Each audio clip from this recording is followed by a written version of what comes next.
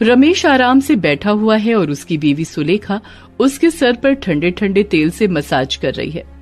वाह सुलेखा, तुम्हारे हाथ में तो जादू है।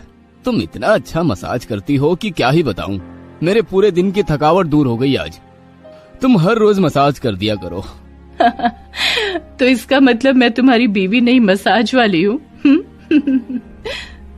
दोनों हंसने लगते हैं। इतने में उनकी 3 साल की बेटी गुड्डी वहां पर आती है और खाना मांगती है। सुलेखा उसे खिलाकर सुला देती है। अगले दिन ऑफिस जाते वक्त एक एक्सीडेंट में रमेश का देहांत हो जाता है। सुलेखा और गुड्डी बहुत रोते हैं। रमेश का अंतिम संस्कार किया जाता है और उसी के बाद से सुलेखा को असली समस्या का सामना करना पड़ता है। माँ, मुझे बहुत भूख लगी है, कुछ खाना दो ना। खाना? बेटी, खाना तो खत्म हो गया है। तेरे पापा के पैसों से ये घर चलता था, लेकिन अब कैसे चलेगा? सुलेखा काम ढूंढती रहती है, लेकिन उसे कुछ भी नहीं आता सिवाय मसाज करने के। इसलिए वो एक मसाज पार्लर में काम के लिए जाती है। मसाज पार्लर की मालकिन बहुत स्ट्रिक्ट है। उसका नाम मंदाकिनी है। मंदाकिनी सुलेखा से कहती है, हाँ, तुम दिखने में तो सुंदर हो, तुम्हें काम पर रख सकते हैं। लेकिन मेरे रूप से इस काम का क्या ताल्लुक है? मैं तो मसाज करने आई हूँ, ना कि अपना रूप दिखाने। अरे बेवकूफ औरत, यहाँ रूप का जलवा ही चलता है। सुन, हर रोज बड़ी सज धज के आया करना, ताकि कस्टमर तुझे देखकर ही फिदा हो जाए। जितने ज्यादा कस्टमर तुझसे मसाज करवाने के लिए राजी होंगे, तुझे उतने ही ज्यादा पैसे मिलेंगे। सुलेखा को समझ में आ गया कि यहाँ मसाज से ज्यादा रूप के जलवे की कदर है, लेकिन वो करे भी तो क्या करे। उसे अभी काम की सख्त जरूरत है। अगले दिन सुलेखा बड़ी सज धज कर घर से निकलती है। आसपास के लोग ये देखकर अपने आप में उल्टी सीधी बातें करने लगते हैं। अरे वो देखो, इसके पति को अभी कुछ ही दिन हुए हैं गुजरे हुए, और इसे देखो सज धज कर कहीं जा रही है। आजकल की औरतें पति से प्यार ही नहीं करती।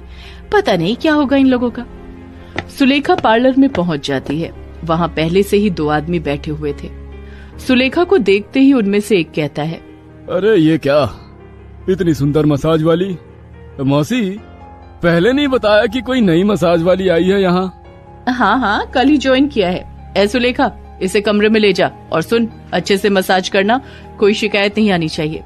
सुलेखा उस आदमी को लेकर कमरे के अंदर चली जाती है। वो आदमी कहता है, सुनो, मुझे तुमसे फुल बॉडी मसाज करवानी है। ठीक है साहब, शर्ट उतार कर लेट जाइए। वो आदमी शर्ट खोलता है और लेट जाता है।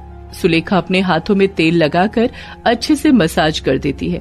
वो आदमी बहुत खुश हो जाता है और मसाज के बाद खुश होकर सुलेखा को एक्स्ट्रा पैसे दे जाता है और जाते वक्त मंदाकिनी से कहता है, ये तो बहुत अच्छा मसाज करती है मौसी, तुम्हें तो हीरा मिल गया है, हीरा।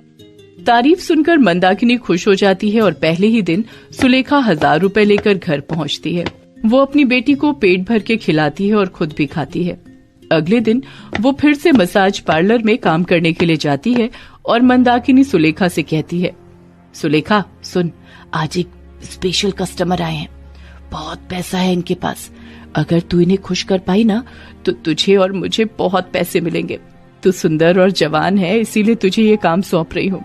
पैसों के बारे में सुनकर सुलेखा खुश तो हो जाती है, लेकिन जब मंदाकिनी वहाँ से चली जाती है तब मसाज पार्लर में काम करने वाली एक लड़की सुलेखा के पास आती है और कहती है, दीदी आप ये काम मत लो, जो आए हैं वो इंसान के रूप में हैवान है।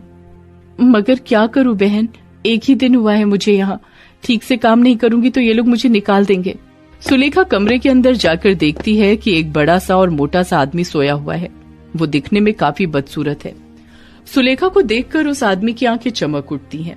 वो आदमी हंसता है और कहता है, आओ, जल्दी आओ। उस आदमी को देखकर सुलेखा को अच्छा नहीं लगता है, फिर भी सुलेखा मसाज करने लगती है। वो आदमी कहता है, वाह, तुम्हारे हाथ में तो जादू है और तुम कितनी प्यारी भी हो। तुम तो एक किलर हो, किलर। सुलेखा उसे खुश करने के लिए हंसकर कहती है, थैंक यू साहब। अरे सिर्फ थैंक यू से काम नहीं चलेगा, आज मुझे खुश करना पड़ेगा। मुझे अपने रूप का थोड़ा जलवा दिखाओ ना रानी। ये बोलकर वो आदमी सुलेखा को छूने की कोशिश करता है।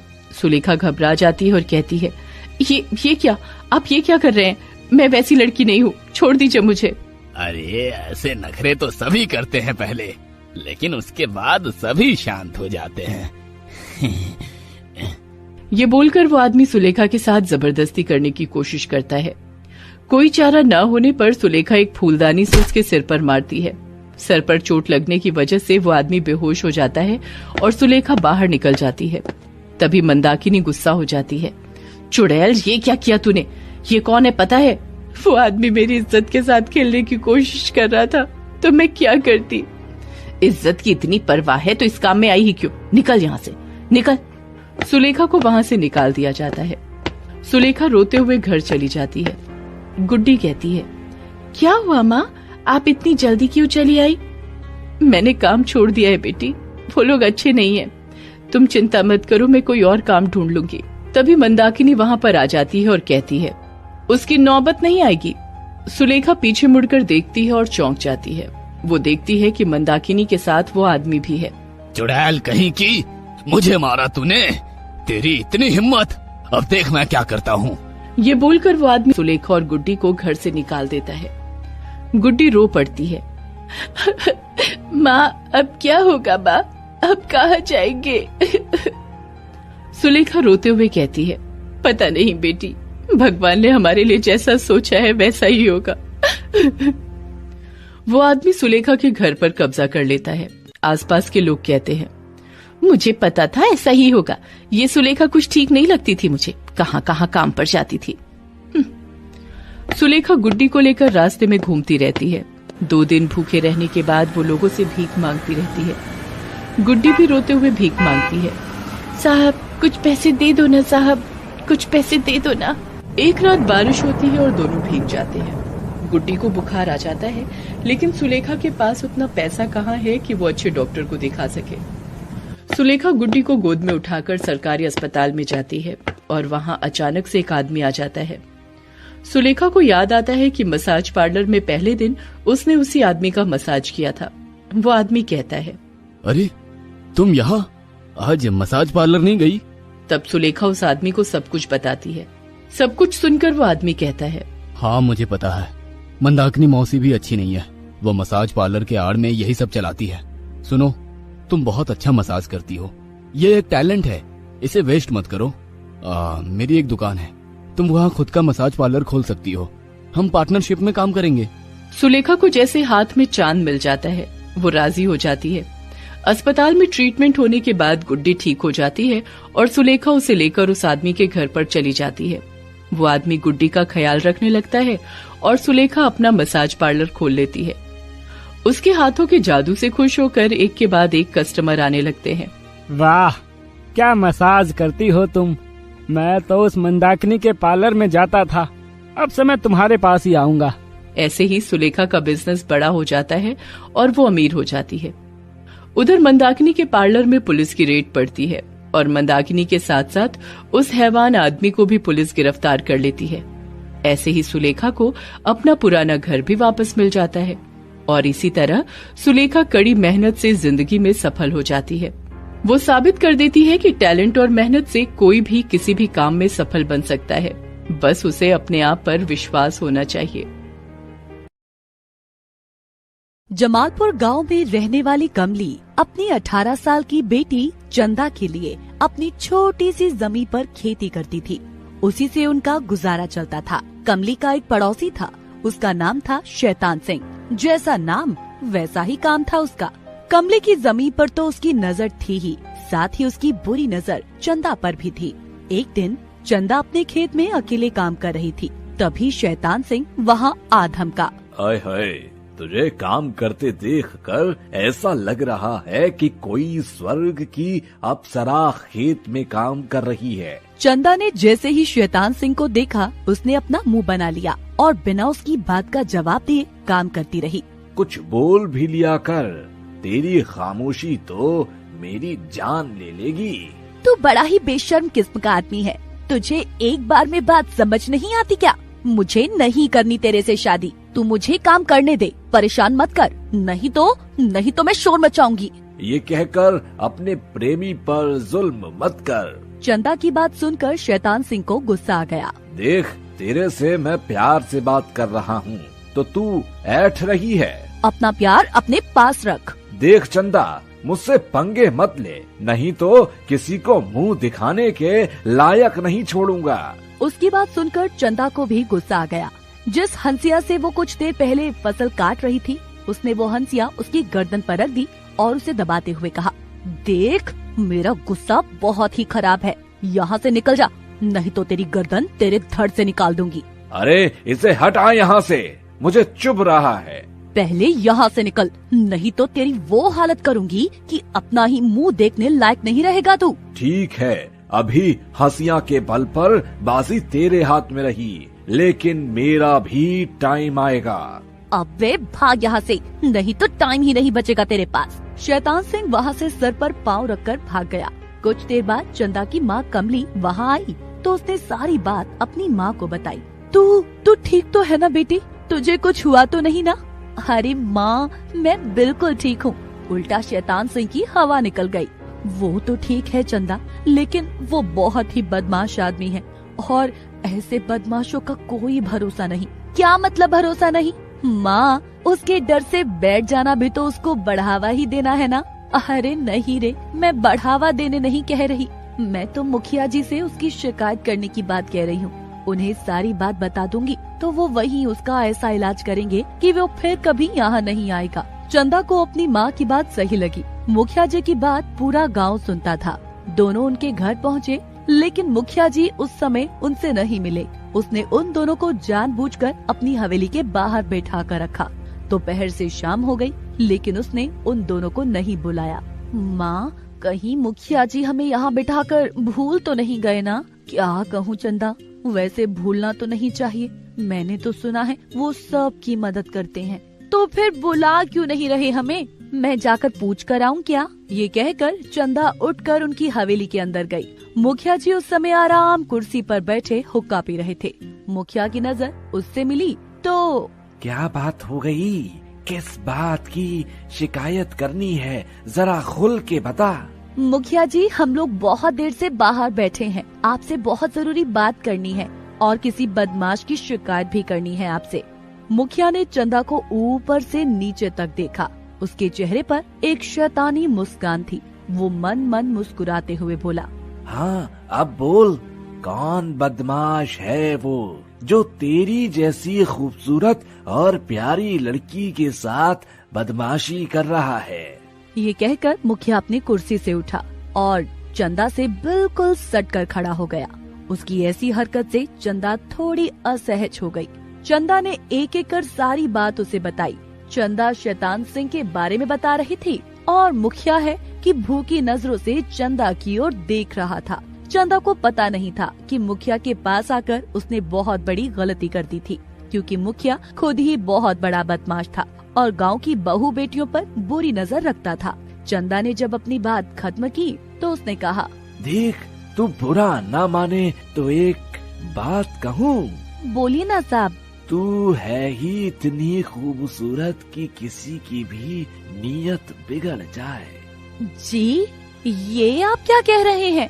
सच बोल रहा हूँ रे। चल कोई बात नहीं, मैं देखता हूँ उस बदमाश को जो फूलों की तरह तेरी जैसी कोमल लड़की को तंग कर रहा है। ये कहते हुए वो एक बार फिर से उसके पास आता है और जानबूझकर उसे छूने की कोशिश करता है, लेकिन चंदा अपने आप को पीछे कर लेती है।